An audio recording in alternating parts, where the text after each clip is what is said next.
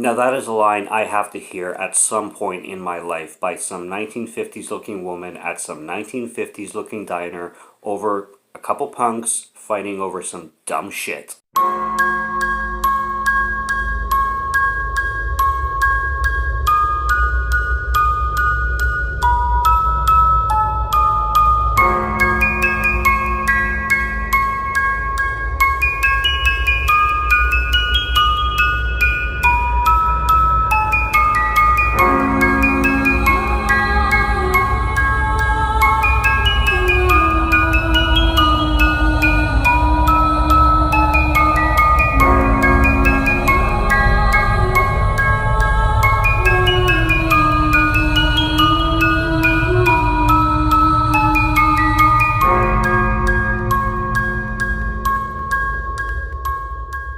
What's going on, guys? Welcome to 31 Days of Horror. I am Morgan Film Fan. Let's jump into some scares.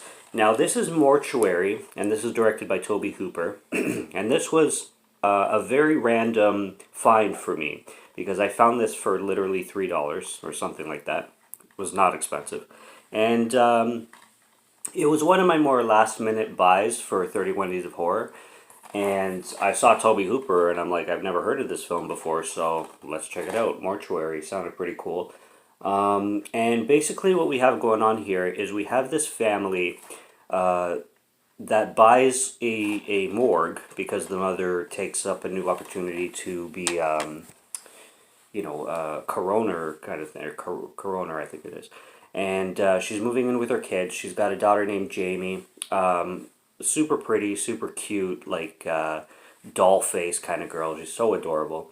And she has a son named Jonathan, who's kind of just a punky teenager, kind of nerdy, kind of shy. Because, I don't know, with the writing in this film, sometimes things are hokey on purpose. So it's funny how Jonathan will go from like shy, nerdy kid to like wanting to ask out the girl, and then he'll be conceited, but then he'll start a fight and shit like that, like in the beginning of the film, where he didn't really start it, but anyways, regardless. They move into this morgue. It's really like run down. There's flooding outside. This place is a hellhole. The mother wasn't expecting it to be that much of a hellhole. The mother's name is Leslie, and I would say real estate agent, his name is Elliot, but I think he's also the mayor of the town because it's a really small town. He's such a strange man. I just blew out a shit ton of candles. He's such a strange man. He's always laughing. He's always creepy, but he's always laughing. Like he's like and he's walking with a cane and he's like yeah, you having a good time, you settling in? Like everything is like it's pretty ridiculous. I thought it'd be a good idea to relight those. Anyway, the son eventually gets a job at a local diner. And there's a few diner scenes that are absolutely hysterical. One in the intro that I already showed.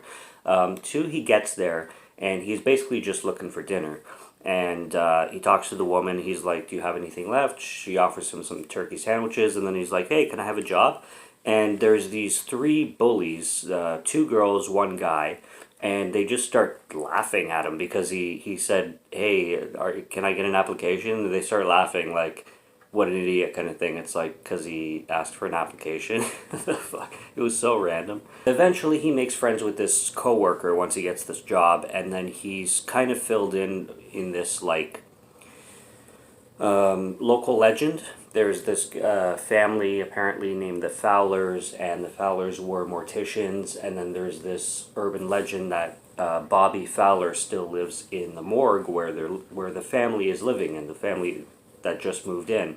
Apparently there's this ghost zombie person named Bobby Fowler that's living there, and it's a rumor has it kind of thing, and ends up coming true. And then shit starts to happen. The mom starts to find, like, she finds a crawl space in the house. She finds in the graveyard itself other like graves and tombs that she kind of just came upon. And then there's a lot of like there's this plague kind of growth thing that looks like black mold pretty much, and it starts to grow everywhere, and eventually actually possess people, and sort of anyway. It gets a little Invasion of the Body Snatchers esque, but more so like possession style. There's scenes where people are like vomiting black uh, tar kind of stuff, and it's a really hokey film as well. And I don't know if the intent was horror comedy, but it definitely comes across as horror comedy, and I would call this film a horror comedy because there's no other way to look at it. The advertising, where'd the film go?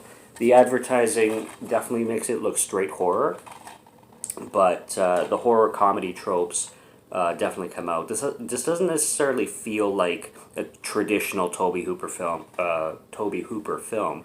If you're familiar with his other work.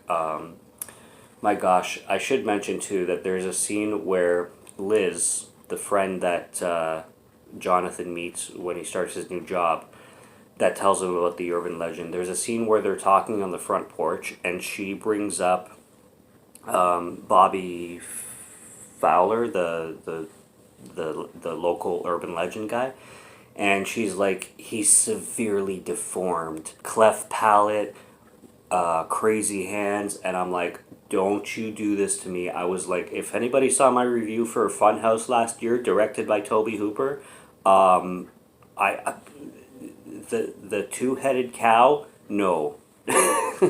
I lost my shit. I was not prepared for it at all. It freaked me the fuck out, and I was like, no, don't do this to me again. Don't do this to me this year. You did it last year, Toby. Don't do this to me this year, Toby. Don't do it. And luckily he didn't, thank God. But yeah, it's the tone of this film is just a little bit all over the place often. The CGI is not good. The CGI, especially in the last like 10 minutes, is actually pretty like cringy. But it's a 2005 film, so they didn't perfect the CGI back then. However, its direction is silly. It gets very silly. There's even some like zombie moments that go on, and just a lot of the dialogue is uber silly and uber hokey, and I believe that's on purpose. I don't know if there was studio interference. Again, broken record. It doesn't feel like a Tobe Hooper film traditionally.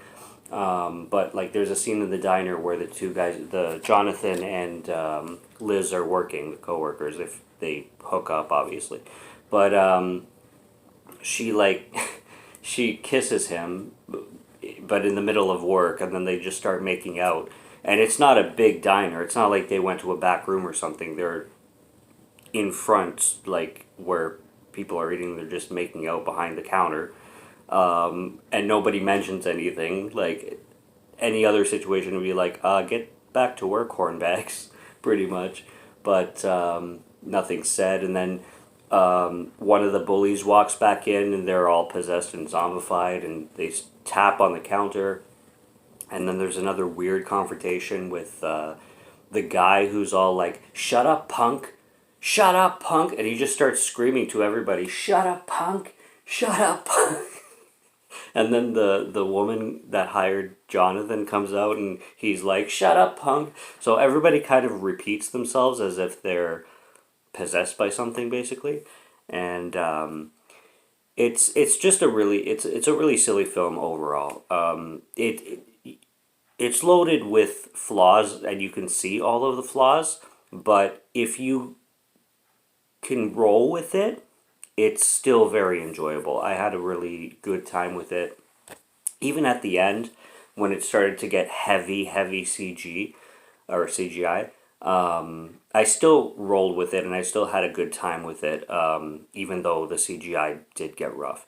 But hey, I also loved a film called Farmhouse, which did exactly the same thing. It was really straightforward for pretty much all of it. until it got to the end, and then it got super CGI, and it's like it but it didn't hurt the film because the film was so good already. So it's kind of one of those films. So if you can go with it, if it doesn't, if bad CGI doesn't like turn you off completely from a film, it's a pretty alright time. So Mortuary would be a recommendation from me, but don't expect, you know, traditional Tobe Hooper. It's one of his later films anyway, so he was probably experimenting, trying new things, different things, and you never know, there might have been studio interruption. I mean, all the producers and even the writers are different. Tobe Hooper didn't write this film. Good film though, good film, and definitely an enjoyable experience for me. So